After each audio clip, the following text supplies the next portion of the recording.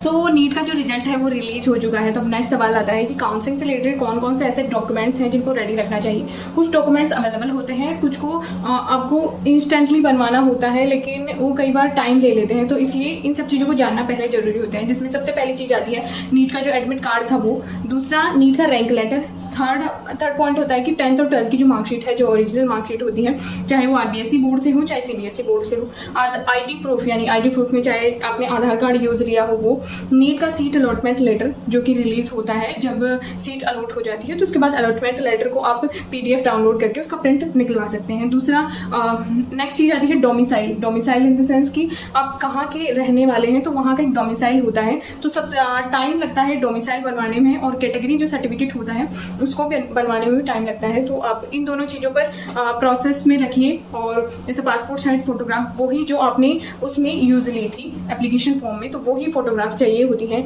Date of birth के लिए कुछ सर्टिफिकेट यानी जो बर्थ सर्टिफिकेट होता है या तो वो, या फिर 10th की मार्कशीट भी कई जगह यूज हो जाती है। टीसी जो आपको, चाहे आपने 12th पास करके नीट का एग्जाम दिया हो, चाहे बीएससी कंप्लीट करके 12th का एग्जाम दिया हो, तो जहाँ भी आपने लास्ट स्टडी को कंप्लीट किया है तो वहाँ की टीसी एंड माइग्रेशन सर्टिफिकेट होता है तो वो चाहिए होता है, एक इनकम सर्टिफिकेट होता है वो भी चाहिए होता है, और एक मेडिकल सर्टिफिकेट हर जगह मैंडेटरी नहीं है, बट कई कॉलेजों में ये भी ज़रूरी हो सकता है। और कैरेक्टर सर्टिफिकेट ये भी 12th की जो मार्कशीट आती है उसके साथ ही आता है।